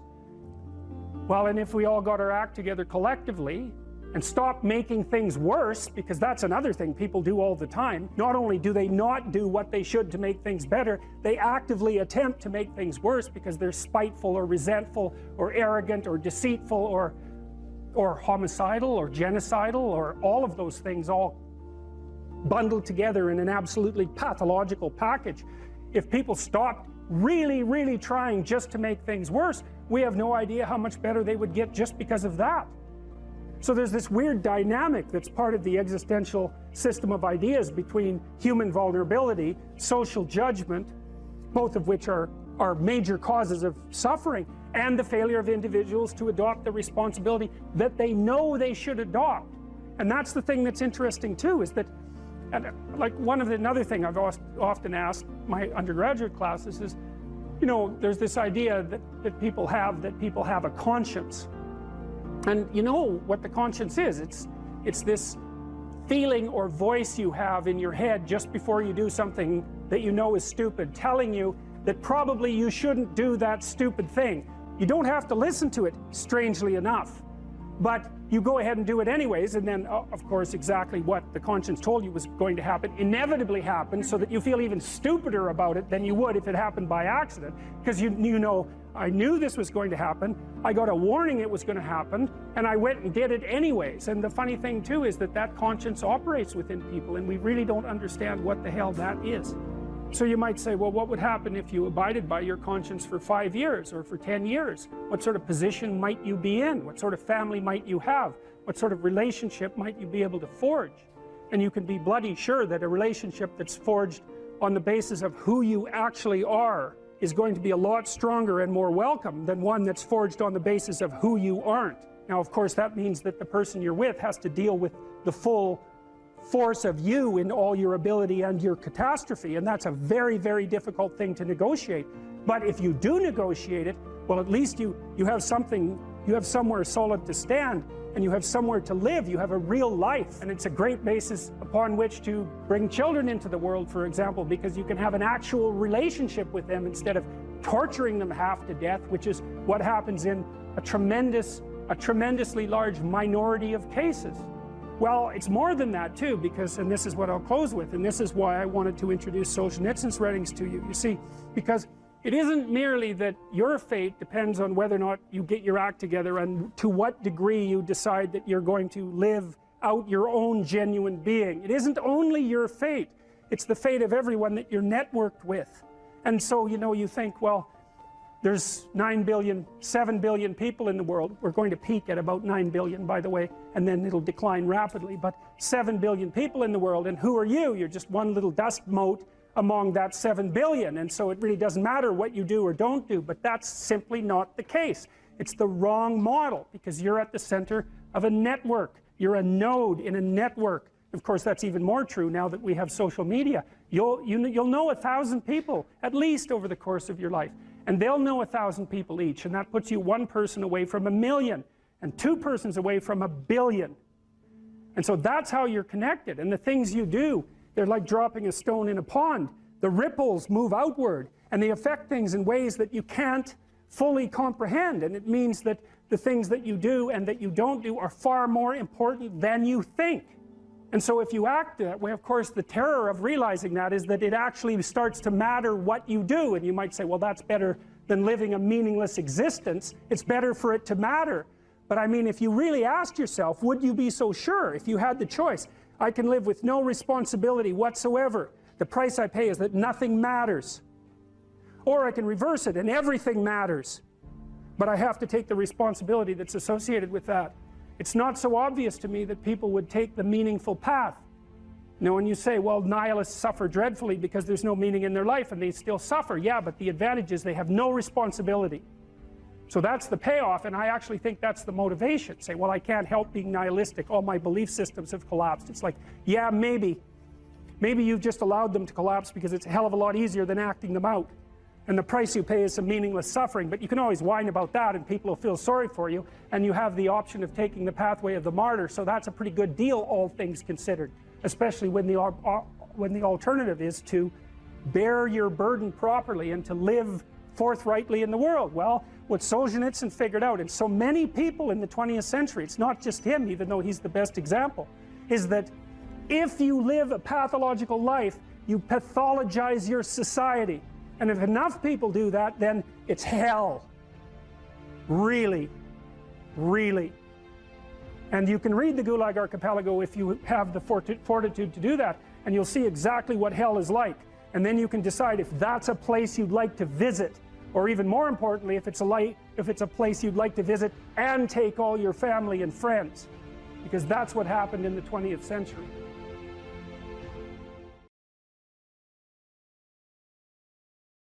What steps should someone take to start developing delayed gratification when they constantly give in to instant gratification? Well, okay, imagine, I know the answer to this to some real degree, because I had graduate students in particular who I picked because they were very smart and often very creative, but sometimes they weren't very conscientious. So they had a hard time delaying gratification. And so, well, I would say, if you would like to discipline yourself, which is a very good idea, you need to pick a direction. Pick a direction you want to go first. Pick a goal you would like to attain, and a medium to long-term goal. You might imagine something you need and want, some attainment that you could, that would motivate, whose pursuit would motivate you. And you can ask yourself that. It's a good question to ask yourself in general, you know. This is a very good question to ask yourself, is if you could have what you needed and wanted, what would that be? And that's a meditative question. You don't want to force an answer out of yourself. You want to ask yourself that like you would ask someone else. If I could have what I wanted, what would that look like? And you can ask yourself that in a more differentiated way. If I could have the relationship that I needed and wanted, if I could have the friendships, if I could have the job or career, if I could have the educational pathway, if I could adopt civic responsibility in an optimized manner, if I could engage in some creative enterprise, if I took care of myself properly, if I regulated my susceptibility to temptations, what would that look like if it was optimized? And then that sets you up a goal that has some motivational force. This is worth doing. And then you might find, well, you don't do it anyways. And then I would say, well, that's because you're biting off more than you can chew. The next goal is to take your goal and to fragment it into micro goals until you find a micro goal that's small enough that it still presents some challenge that you will do. And so I've become, one of the things I'm known for, I suppose, is my advice to people to clean up their rooms. And the people who think I'm their enemy laugh about that rule because of its simplicity, let's say. But the only reason they think it's simple is because they've never tried it. It's actually extremely difficult. And it was very frequently the case that, well, it's very difficult to put your room, your office, your bedroom in order. I mean, you think about your bedroom, hypothetically, let's say you're married, you share that room with someone else. Is your bedroom in order? Really? And I don't just mean, is it neat? Maybe it's too neat. Maybe it's too orderly. Maybe it's too sterile. Maybe it's too bare. Maybe that characterizes your whole bloody relationship. Maybe, really? And maybe that is genuinely reflected in the state of your room, because it's very probable that that room is a microcosm of your marriage. It's highly probable. And so what that would mean is to organize that room would require the organization of your marital life, not least because if you want to put that room in order, you're going to have to negotiate with your wife about how that's going to be done. And while you're making that negotiation, even in relationship to the micro details, you're going to encounter almost everything that's wrong with your relationship. And so, you might ask yourself when you walk into your bedroom, I hate this bedroom. It's like, you should really think that through. And then you need to think through what you would need to do so that you love that room, or even more complexly, so that you both loved it. Because that's a tough thing to attain, boy. Because you're going to have differences in taste, you're going to have differences in orderliness. There's all sorts of things that you're going to have to negotiate in order to make that room you both inhabit jointly desirable. Anyways, you set yourself a goal, ask yourself what goal you want to set, and then break the goal down into steps that are small enough so that even someone as pathetic as you could manage them. And that requires a tremendous humility. I know it was frequently the case, for example, with my clients, that I would do an analysis of their situation in life, and let's say, just for the sake of argument, that someone was 30, living at home, in the bedroom they grew up in high school, in a complete bloody state of disorder, both moral and practical. And one of the relatively simple steps that we might agree upon with regards to moving forward is the person might think, well, I'm 30, I'm really immature, I haven't taken any responsibility for my life, my mother still makes my bed and cleans up after me. It's like, well, why don't you just start with that? Because you're not going to just fix your life. Why don't you just try to clean up your room like you're a mature 14-year-old instead of a dreadfully dismal 30-year-old. And so, first of all, it's really hard for someone, even if they're desperate, to admit that that's necessary, right? Because it's so bloody humiliating. You mean, really, I'm so damn useless that my basic goal is going to be to clean up my bedroom? It's like, well, looks like it.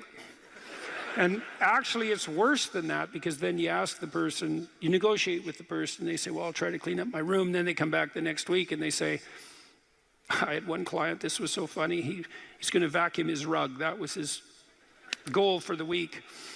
He just had a child out of wedlock, and he was afraid that he was going to be a very bad father, which was a very realistic fear. And so he wanted to put himself together, and so that's why he came to see me. And he lived in this squalor, and one thing we decided to do was that he could vacuum the rug, which he hadn't done for like 12 years because his mother would do it. And so it was so funny, it's so unbelievably comical. He went and got the vacuum, a stand-up vacuum, an upright vacuum, and he brought it into his room, but he didn't bring it all the way in. He put it in the doorway, leaning like this across the doorway. And then instead of vacuuming his room, he stepped over that bloody vacuum cleaner for a whole week and then came and told me that he couldn't do it. It's like, it's not surprising to me at all, because you think, well, that's such a trivial thing. It's like, if it was such a trivial thing, he'd have a clean room. It's not trivial at all. That chaos in his immediate environment was deeply emblematic of the chaos of his life. They were the same thing. And so for him to even begin the process of bringing order to chaos, which is a divine process, by the way, and the highest moral requirement, he had to be willing to face the catastrophe, the chaotic catastrophe of his life. And he hadn't done that for like 30 years. Why was he going to start that week? Just because he said he was going to? It's like, good luck. So what you do as a therapist in that situation is You just make the task smaller until you find a task so small, but still moving forward, that the person will do. So I might have said, I don't remember the particulars of the situation, I might have said, well, do you think you can get that vacuum cleaner? Do you think you could move it out of the doorway into your room? That's all you have to do this week. Do you think you can do that? And I'd say that and offer that without being contemptuous. Like, you have to be very careful about such things. And I know that this is more complicated than it looks. And I also know that the first step taken towards the domination of chaos and its transformation into order is a cardinal and difficult step. And so you can make it small, and that's fine, it'll still work. So I might say, well, just move the vacuum cleaner inside your room. And then I would also say to someone in that situation, don't do more than that. If the agreement that you've made with me and with yourself is that that's enough, abide by the contract that you've written with yourself and allow yourself to be grateful for the fact that you had the courage to take even a single step forward. And don't push your bloody luck, because maybe you'll have a brief fit and vacuum the whole rug, and then you'll be so annoyed at how you've destabilized your entire life that you'll redouble your attempts to make a mess, and the place will be more like hell than ever for 2 months.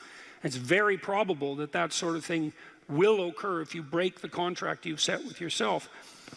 The upside of this is, because you think, oh my God, that's so dismal, I have to start that low. It's like, yeah, probably, especially if it's a real difficult thing you're trying to sort out. You have to start as low as you are useless, and that's low.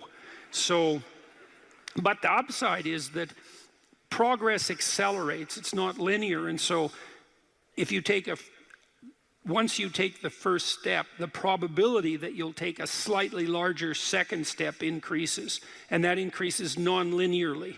And so once you get the ball rolling, so to speak, once you start pushing the rock uphill, you can do it faster and faster. And so even if you have to start in a very humiliating manner, that doesn't mean that's where you'll end. One of the things that Tammy and I learned to do, and this was a consequence of me being trained as a behavior therapist, is, we'll just take an example that maybe I was trying to learn how to compliment her when she dressed nicely.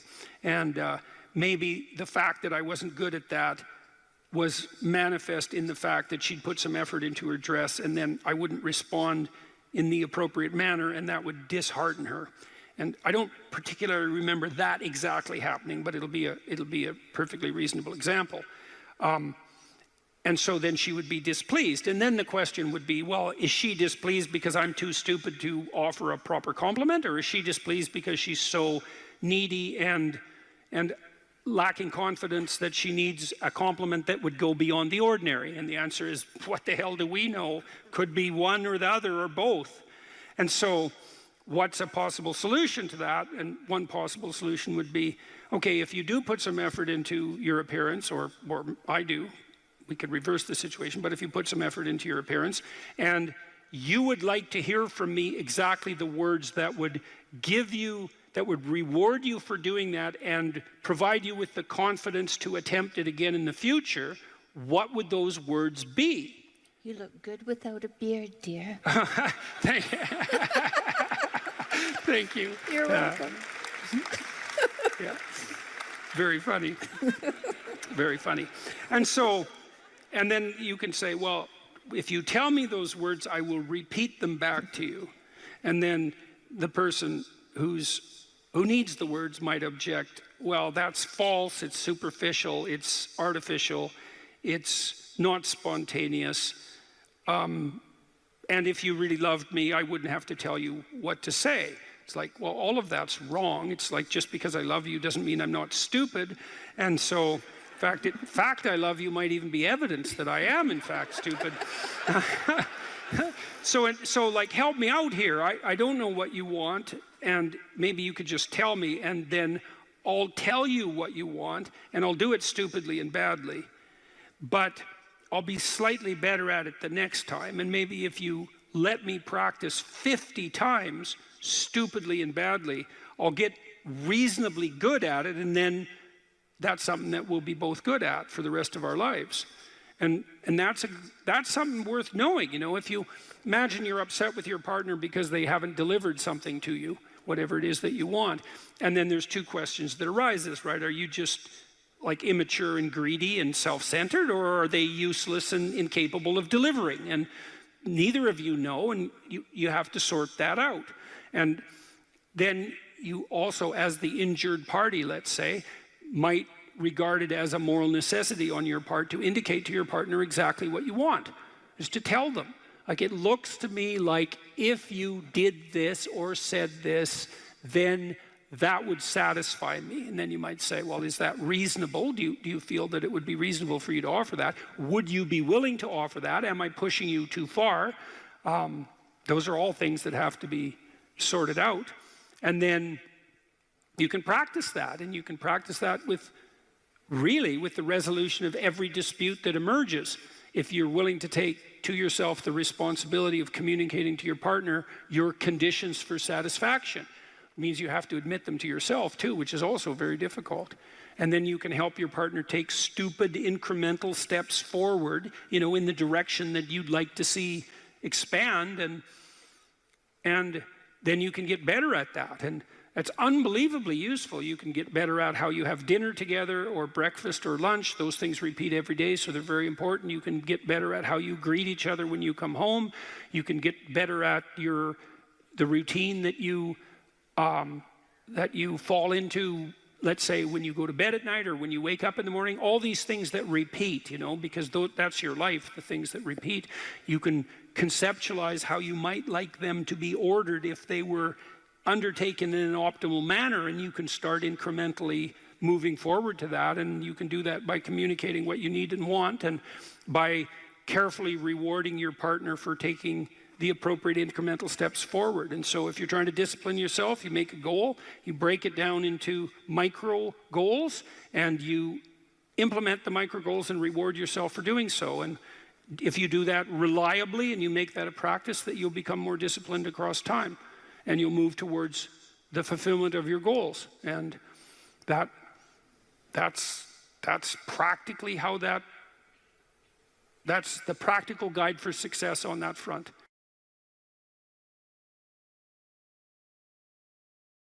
So I was talking to a client the other day. It was so interesting. This person said something. He had been talking to his mother, and he just made a casual comment. He said he was talking to his mother, who was in a state of grief for good reasons that were independent of this particular person, who said, and I hate her. And I thought, oh, that's interesting. Like, where did that come from? And so I made a comment on that. That's a Freudian slip, right? Because the conversation was flowing, and then this little emotion-tagged utterance came forward. And whenever an emotion-tagged utterance of that sort comes forward, you know it's associated with a whole rat's nest of underlying pain and anxiety and what would you call it, disappointment and frustration that hasn't been properly rectified. So it's like a marker. And you know this when you're talking to people. They say something and you think, oh, you know, like, wow, too much information. That's one way of thinking about it. It's like, just what are you up to? And then if you have any sense, you just forget that even happened and you continue. But that's like the snout of a dragon peeking out from a cave. And you might say, well, it's just a snout, man. But it's not, because dragon snouts tend to be attached to the whole damn dragon. And so this is also something to know about relationships, because when you're in a relationship with someone, they'll do that now and then. They'll, you know, utter something and you think, haha, it's like, there's a bump in the road. Well, we're going to look underneath that at our peril. But if you do go down there and you look at it, then the whole thing comes, you can start to disentangle the web of memories and experiences that are all tangled together as a consequence of their emotional identity. Because I could say, well, everything that makes you anxious or everything that makes you upset is the same as every other thing that's ever made you upset. And then there's an even different subset of that, which is all those things that have made you upset that you've never dealt with. They're all laying down there at the bottom of your nasty little soul, waiting to pop themselves up in some random utterance, right? And so then you go in there at your peril, because if you're the person who pokes around in that, then you're going to get blasted with all of that stuff. It's going to come out like almost uncontrollably. Then you can sort it out.